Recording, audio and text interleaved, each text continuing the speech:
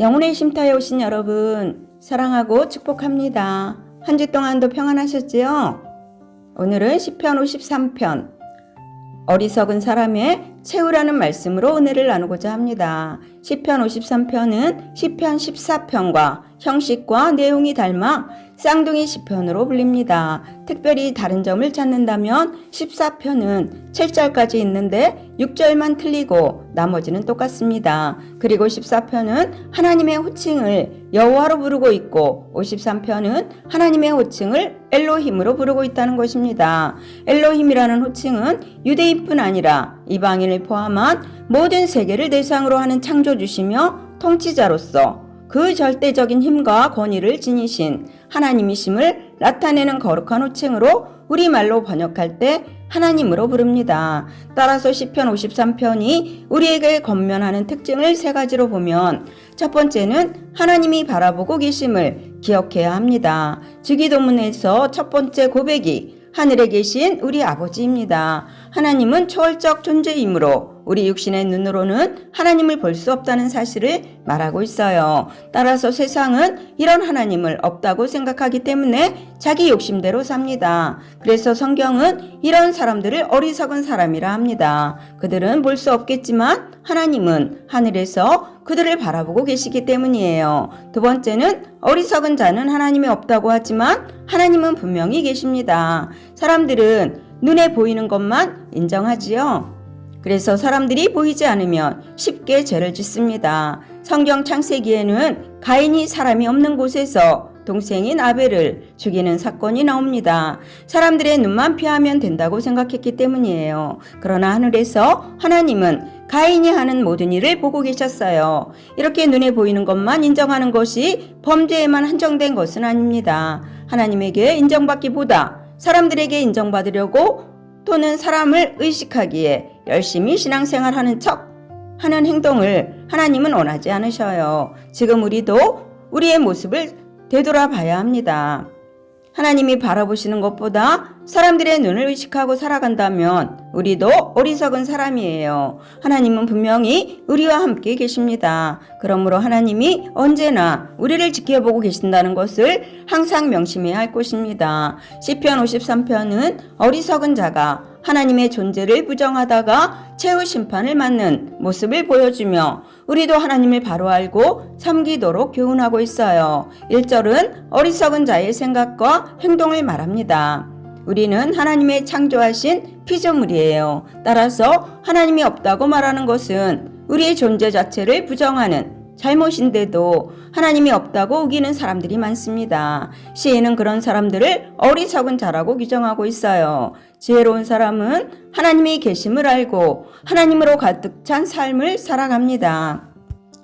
반대로 어리석은 사람은 마음속에 하나님의 자리가 비어 있어요. 그래서 그 빈자리를 부패와 가증한 악으로 채워갑니다. 그렇게 하는 이유는 모든 악이 처음에는 쾌락을 주기 때문에 어리석은 사람은 지금 당장 좋아 보이는 것을 선택하지만 성도는 영원한 하나님의 선하신 역사를 기대하며 하나님이 기뻐하시는 것을 선택해야 합니다. 2절로 3절은 하나님을 찾는 자가 없다고 하십니다. 어리석은 사람들은 악의판을 치는 세상을 보면서 하나님은 침묵하시거나 일하지 않는다고 단정해요. 그러나 하나님은 이 땅을 굽어보시며 하나님을 찾는 지혜로운 사람이 있는가 살피신다고 2절은 말씀합니다. 그럼에도 끝까지 악과 싸우는 사람보다 불의와 짝하며 살아가는 사람이 많기에 안타깝게도 하나님은 당신을 찾는 지혜로운 사람을 찾지 못한다고 3절은 증거합니다. 이 세상에는 자신이 의롭다고 생각하는 사람도 있어요. 또 나름대로 선한 일을 행하며 착하게 산다고 착각하는 사람도 많습니다. 그러나 그렇게 생각하는 근거는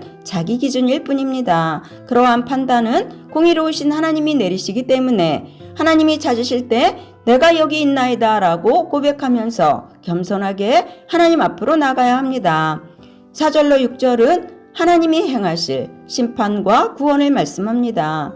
죄라는 것은 하나님의 뜻에서 벗어난 것을 말하는 것인데 인간이 죄를 짓는 원인은 하나님이 어떤 분이신지 모르기 때문이에요. 죄악을 행하는 사람들은 자기 만족을 위해 다른 사람들을 고통 속으로 밀어넣고 있어요. 그렇게 양심에 화인 맞은 채로 하늘 무서운 줄 모르고 살아가는 자들의 참혹한 결말은 바로 하나님에게 버림당하는 것입니다. 그들의 실수는 땅에 버려지고 뼈도 다 흩어져 찾을 수 없는 수치를 당하게 된다고 5절은 말씀하고 있어요. 이 사실 하나만으로도 하나님의 백성은 큰 위로를 얻을 것입니다. 그리고 하나님의 도우시는 역사로 시인은 궁극적으로 하나님의 백성들이 누릴 승리와 구원의 감격을 노래하고 있습니다. 하나님은 언약 백성을 돌아오게 하실 것입니다. 그때 그들은 구원의 기쁨을 만끽하며 하나님을 즐거워할 것입니다. 어리석은 사람들은 세상의 권력에 빌부터 살아가지만 하나님이 심판하는 날이 오면 심판당하고 말 것입니다.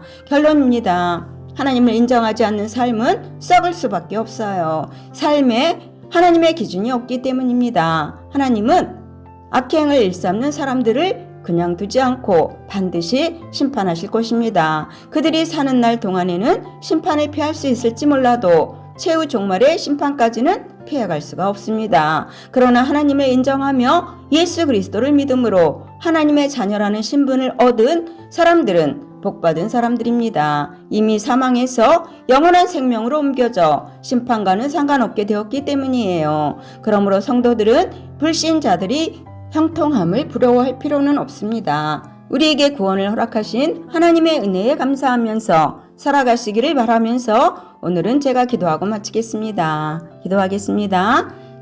사랑의 하나님 감사합니다. 오늘도 시편 53편 말씀을 통하여 함께 은혜 나누게 하심에 감사를 드립니다. 하나님, 어리석은 자는 하나님이 없다고 하지만 하나님은 분명히 살아 계신다는 것을 믿습니다. 사람들은 눈에 보이는 것만 인정하기 때문에 사람들의 눈에 보이지 않으면 쉽게 죄를 짓는 어리석음을 범합니다. 하나님 용서하여 주시옵소서. 이 땅의 백성들이 하나님을 인정하고 하나님의 구원의 은혜에 감사하면서 살아갈 수 있도록 인도하여 주시옵소서. 예수 그리스도를 믿음으로 심판날의 구원함을 얻게 하시고 특별히 영혼의 쉼터에 오신 모든 영혼들이 하나님의 선하시고 온전하신 뜻을 이루어드리며 어느 곳에 있든지 하나님만을 높여드리는 복된 삶으로 살아가길 소망합니다. 길이요 진리요 생명 되신 예수님의 이름으로 감사하며 기도 올려드립니다. 아멘. 감사합니다.